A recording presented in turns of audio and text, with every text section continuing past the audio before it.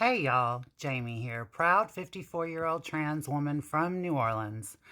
So, where last I left off, the night manager of the London Lodge on Airline Highway, had come out of the office acting like Roscoe P. Coltrane from the Dukes of Hazzard with a big old handgun, falling on his butt in the middle of the driveway of the parking lot, and firing at this car as it's stealing the TV set from Tracy's room because he did not know that her and I were trans. And when he found out, he was not happy.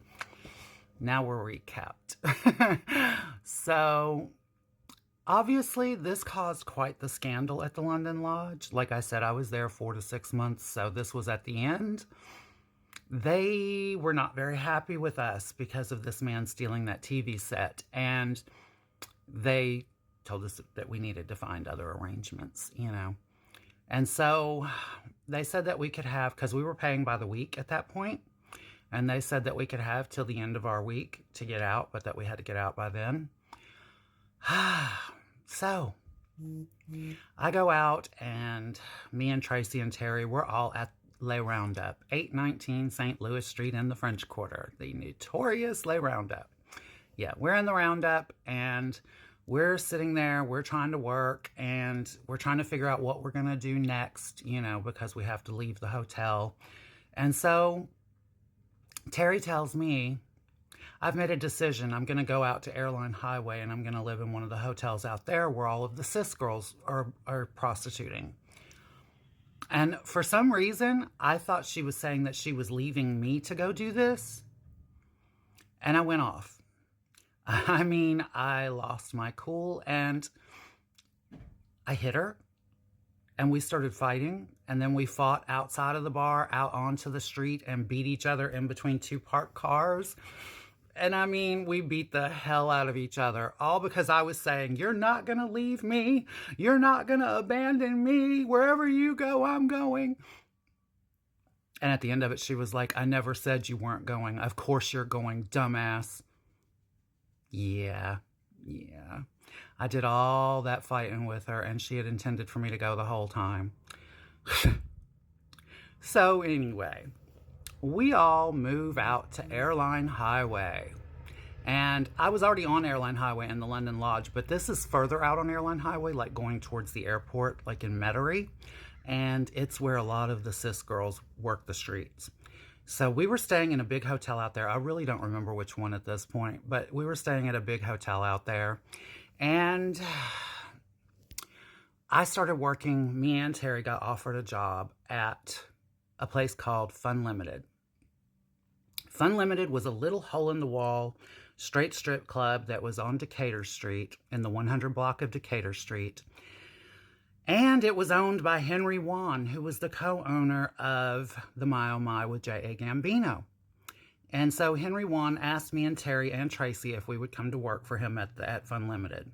And it was 2 other girls that worked there that were cis girls. So it was 3 trans girls, 2 cis girls, and we became the night shift at Fun Limited. So one night I'm working there, and I'm on stage dancing, and there's this cute, looks like a college guy, and he's sitting right next to the stage, and I was dancing to Phil Collins' In the Air Tonight. I can feel it. Yeah, that one. And I was on stage, and I was getting nasty, and cutting up on the pole, because I was flirting with this guy, right? So he ended up asking me out. And I was single, why not? So I agreed to go out on a date with this guy, and we proceeded to start seeing each other. I thought that the sex was pretty good. Not the absolute best in my entire life, but it was pretty good. And I thought, wow, this guy, every time he touches me, he's so excited. I mean, every time I touched him, he was hard. So we're dating each other for, I'm guessing it was like 3 weeks. About 3 weeks, and we're getting along really well, and things are going smoothly. And he was 23. I was 18. He was 23. And we were in bed one night, and we were being passionate, and for some reason, it seemed like he just never got soft, like he was always hard. okay? And so, like I said before, I was a smoker in those days. Well, this one particular night, I had just like finished, okay, and I decided I wanted a cigarette. And I leaned over him. I'm still sitting on him, still, he's inside of me, okay? And I flipped on the lamp and I like to light a cigarette. And when I sit up and I'm starting to smoke my cigarette, I look down and I happen to notice something. There's some scars on his chest. And I was like, oh, what are these? I was clueless. I was like, what are these? And he tried to play it off like, oh, it's nothing. It's no big deal. It's. I said, no. This looks like you had some kind of surgery. What happened? What's going on?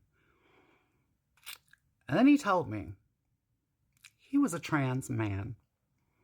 Yeah, I had no idea. He was a post-op trans man. His parents had paid for his surgery. And when he was going off to college, his parents had paid for his surgery over its 3 phases of their surgery to do bottom surgery for the guys. And if you want to know how I reacted, y'all know the routine. Be here tomorrow and I will too. I love you all. I love you all for watching and I love you all for commenting.